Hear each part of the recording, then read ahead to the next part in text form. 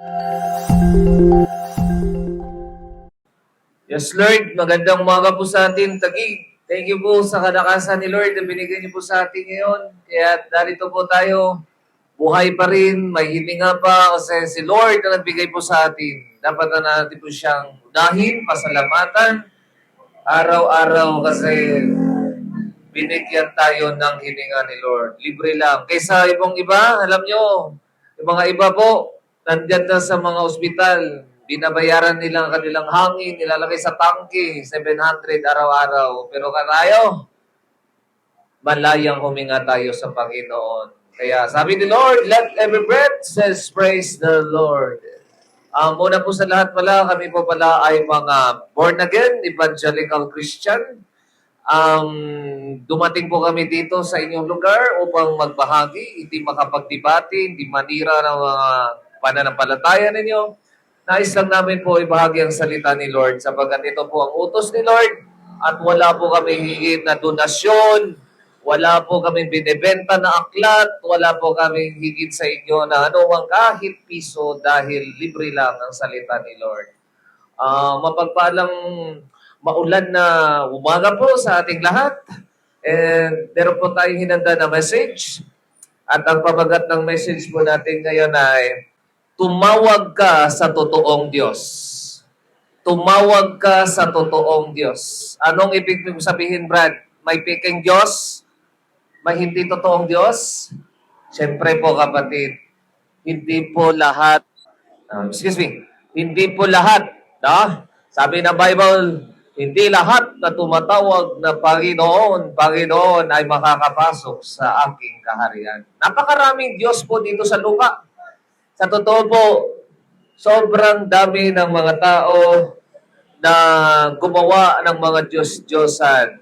Sa may salita, hindi totoong Diyos. Sinampan nila ang kahoy, simento, bato, hangin, lupa, buhangin o bahay. Lahat ng mga nakikita nila na parang sa tingin nila, yan na nagpapayaman sa kanila, ginawa nila itong Diyos. Kahit nga pera, ginawang Diyos.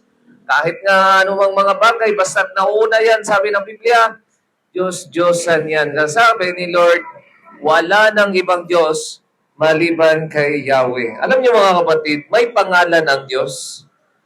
Alam niyo, dati noon, ang mga tao nagsasamba ng kahit anong mga Diyos. Dahil para sa kanila, nakita nila na, ay, ito, baka ito siguro yung araw, ito yung Diyos siguro, no? Kasi nagbibigay ito ng ani ng halaman, ng mga ani ng mga bunga ng saging, bunga ng mga mais. Siguro, Diyos to, sa isip ng mga tao noon. Wala pang nakakilala sa Diyos noon. Wala pa po kapatid sa panahon na ni Abraham, nakilala nila ang tunay na Diyos. Bakit? Ang Diyos ay nagpakilala kay Abraham. At sabi ng Diyos, ako si Yahweh. Hallelujah! Yahweh ang aking pangalan. Alam niyo mga kapatid, nasusulat sa Bible ang pangalan ng Diyos. Kaya kapatid, magbasa tayo ng Bible kasi kung maniwala lang tayo sa mga sabi-sabi ng tao, baka yung ating paniniwala, hindi totoong Diyos yan. Kasi naniwala lang tayo kay mama, naniwala lang tayo kay lola, naniwala lang tayo sa mga maraming mga tao pero hindi nagbasa ng Bible. Alam niyo mga kapatid, ang Bible ay panukat sa ating pananampalataya. Diyan po natin masusukat kung nasa tamang daan ba tayo. Kasi yung iba, hindi nila alam mali na pala ang kanilang Diyos, kapatid. Kasi nagsunod-sunuran lamang kasi hindi nagbasa ng Bible. Kaya binigyan tayo ng Bible, aklat ng Bible, upang basahin natin kung sino ang tunay na Diyos. Ang sabi ng Bible, kapatid, ganito po ang sinabi niya. So, bulitin ko po, wala po tayong hingin na pera dito, libre lang po to. At ang tema natin, tumawag ka sa totoong Diyos. Uy, matatawagan natin ang totoong Diyos, Brad? Alam niyo mga kapatid, siyempre, ang Diyos ay nakikinig kapag tatawagin natin siya. At kung ako ay Ang pangalan ko po ay si Pastor Evangelist JD. Subukan mo tawagin akong June. Subukan mo akong tawaging Ray. Di ba? Siyempre, di ako lilingon. Amen? Hindi ako lilingon sa inyo kasi ang pangalan ko ay si JD. So sa madaling salita, kung tatawag kayo sa Panginoon at sasabihin nyo lang, Panginoon, baka ang lilingon sa iyo ay Panginoon ng kahoy, Panginoon ng simento, kasi napakaraming Panginoon dito sa lupa. Kaya may pangalan ang Diyos, kapatid. Sa madaling salita, simpleng pagkakaintindi, kung tawagin mo ako sa totoong pangalan ko, lilingon ako sa iyo, makikinig ako sa iyo.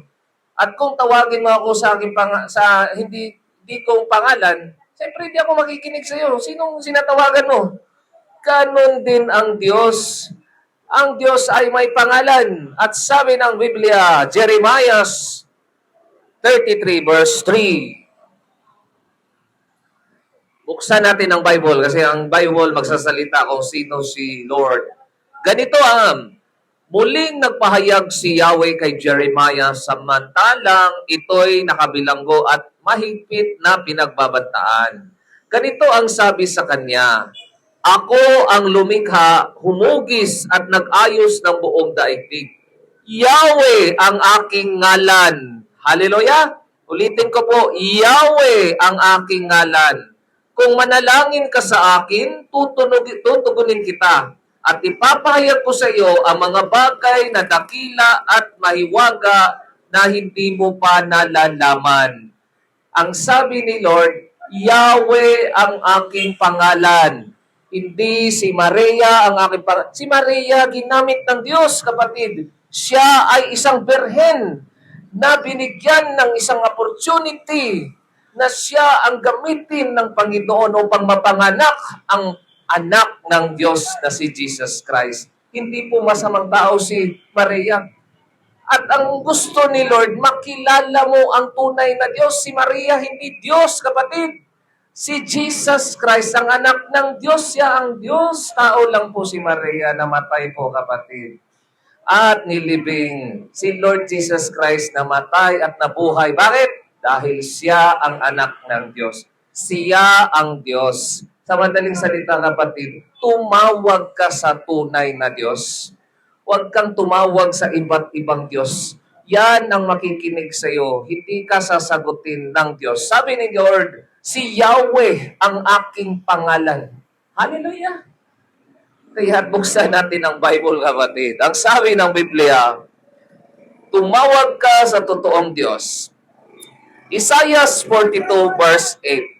Isaiah 42 verse 8. Buksan natin. Isaiah 42 verse 8. Ganito pa rin sinabi ni Lord, Ako si Yahweh. Tingnan mo Ako si Yahweh. Yan ang aking pangalan. Walang makakaangkin ng aking karangalan. Ang papuri sa akin, hindi sa Diyos-Diyosan.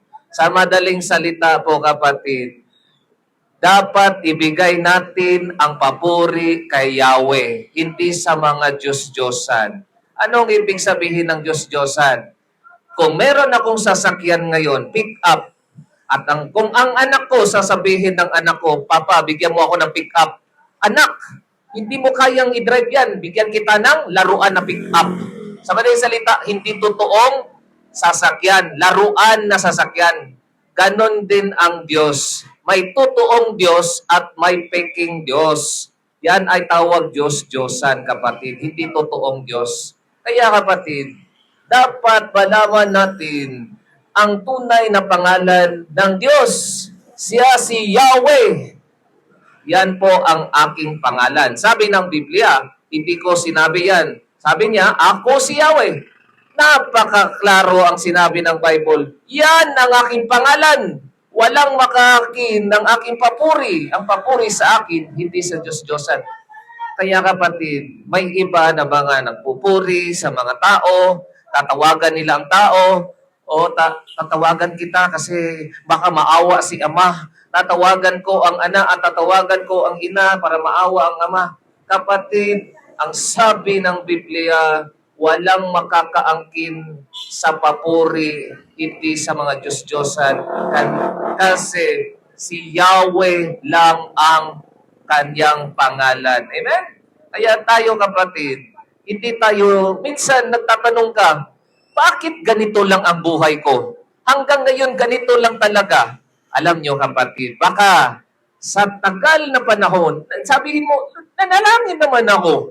Bakit hindi ako sinasagot? Yan lang kasimple mga kapatid. Sabi ko sa inyo, may pangalan ng Diyos. Kapag tatawagin ninyo ang kanyang pangalan, sa madaling salita, sasagutin niya kayo. Kapag ibang Diyos ang tatawagan ninyo, hindi kayo sasagutin ng Diyos. Kaya ganyan lang ang buhay mo hanggang ngayon. Alam nyo kapatid, dapat mong malaman na may pangalan ng Diyos. Kapag manalangin ka, ganito ka manalangin. Panginoong Yahweh, Panginoong Jesus Christ, Panginoong Jesus Christ, Panginoong Yahweh. Ganon ka manalangin. Hindi sa mga Diyos-Diyosan. Paano ka sasagutin yan, kapatid, na iba naman ang pangalan ng iyong Panginoon? Ganon lang po kasimple.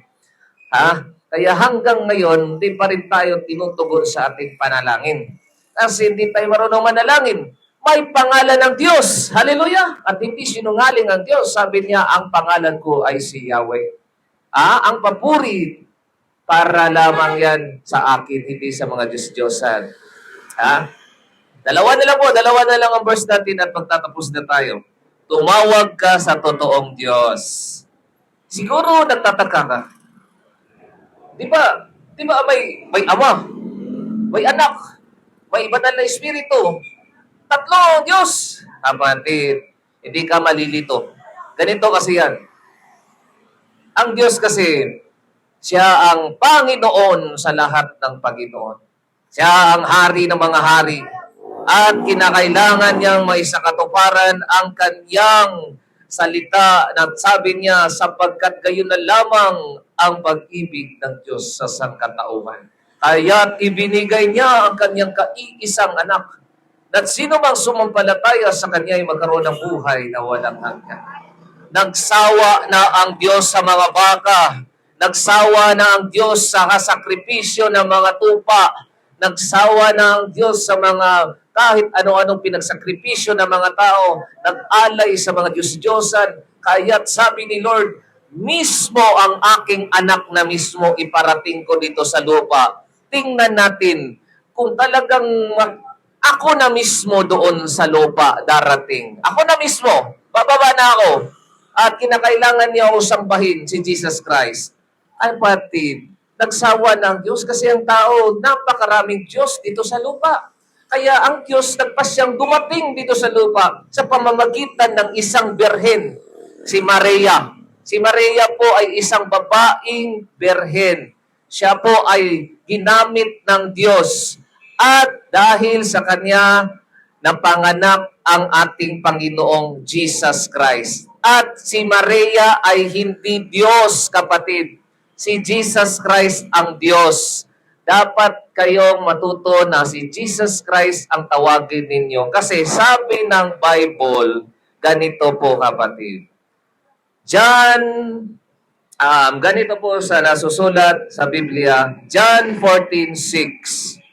John 14:6 sabi niya, sumagot si Jesus Christ, ako ang daan, ang katotohanan at ang buhay.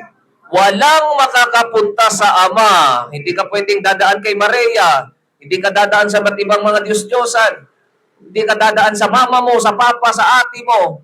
Walang makakapunta sa Ama, kundi sa pamamagitan ni Jesus Christ.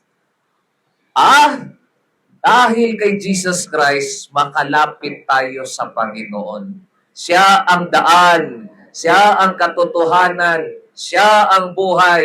Kaya't kapatid, gusto ni Lord na maligtas ka.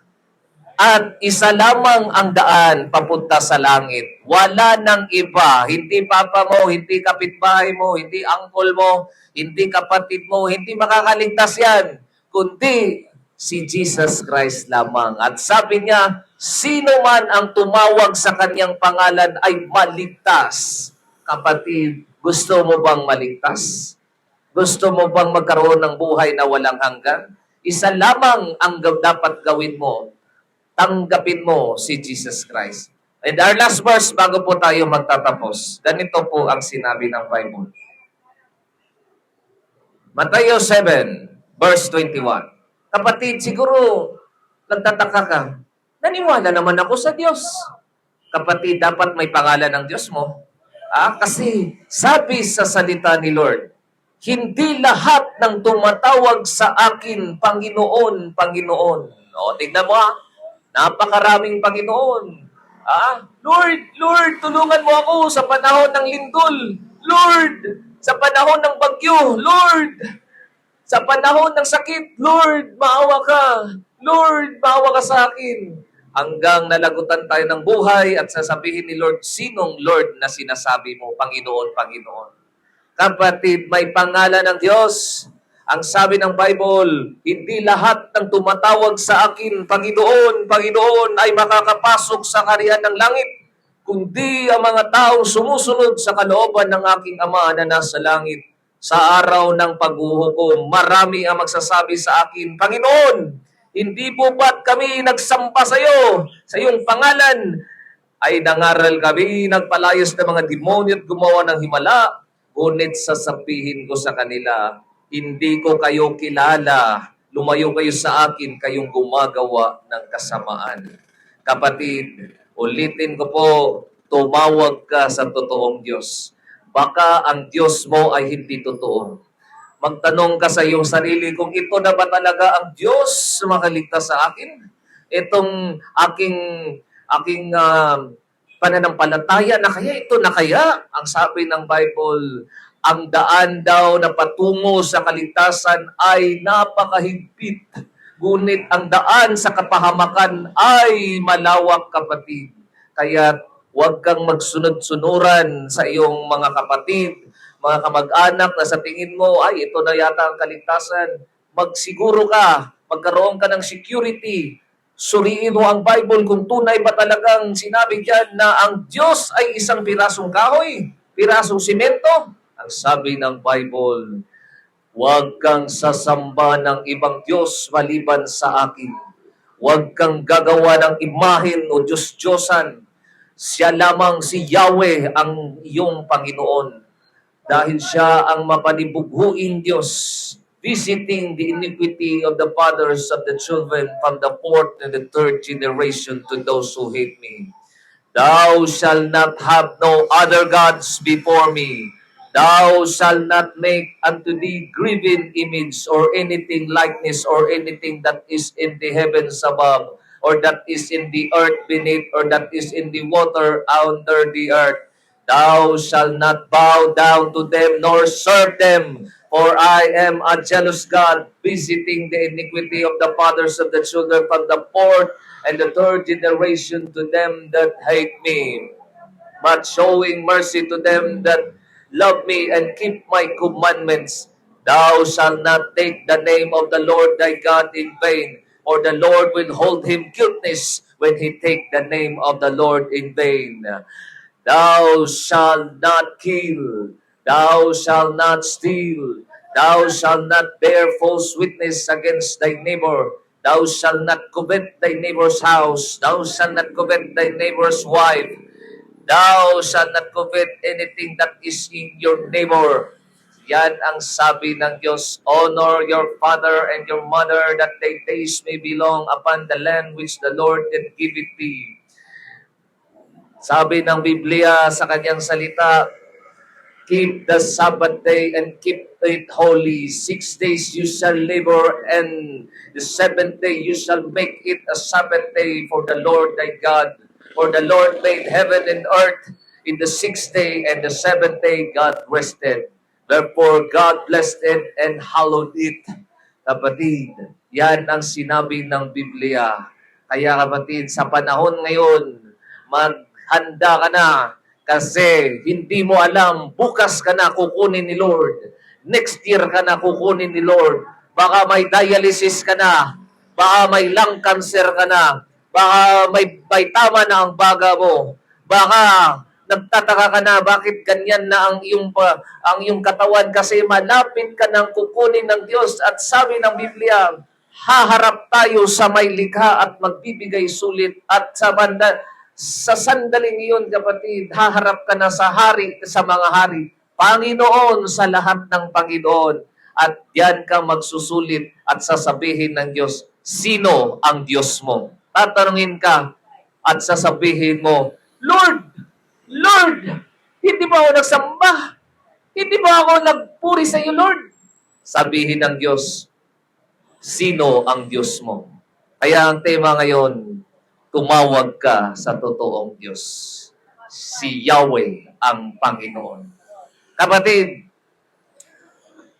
dumating po kami dito upang magligtas ng mga kaluluwa. Gusto ni Lord na maligtas ka at makilala mo siya. Sa madaling salita, mahal ka niya. Bina, binamahal ka ng Diyos. Gusto niya maligtas ka. Sabihin mo lang sa puso mo ngayon, kapatid, hindi ako nangusga sa inyo. Darating ang panahon, kapatid, na tayo mawawala dito sa lupa. Ang importante, makilala mo siya ngayon. Ipapakilala ko siya sa iyo. Siya ang Diyos na namatay sa krus, nilibing at sa pangatlong araw na buhay muli. Siya ang Panginoon at walang iba. Ang pangalan po niya sa Hebreo ay si Yeshua HaMashiach, Yahweh, Jesus Christ. Gusto niyang manirahan sa puso mo. Gusto niyang ikaw ay magkaroon ng buhay na walang hanggan. Siguro nagmaneho ka ngayon. Siguro naglalakad ka ngayon. Siguro nag-tricycle ka, naghihintay ka sa mga pasahero mo, o ikaw pasahero.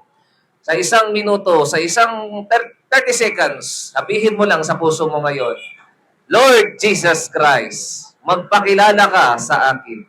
Ikaw, Lord, ang aking tunay na Diyos. Tinatanggap kita bilang aking Diyos at tagapagligtas. Lord, inaamin ko po na ako'y isang makasalanan. Sumampa ng Diyos-Diyosan, di kita nakilala dati noon. Kaya Lord, narito ako, nagpakumbaba. Ikaw lamang ang tunay na Diyos, si Jesus Christ, wala nang iba. Panginoon, naniwala po ako na kayo namatay, nilibing at sa pangatlong araw na buhay muli. Iligtas niyo po ako, Panginoon, at magpakilala ka sa akin sa pamagitan ng Biblia. Amen. Kapatid, kung tinanggap po ang Panginoon ngayon at yung isinapuso at naniwala ka, nagkaroon ka ng buhay na walang hanggan. Maraming salamat po sa inyong pakikinig. Ako po pala si Pastor Evangelist Jetty.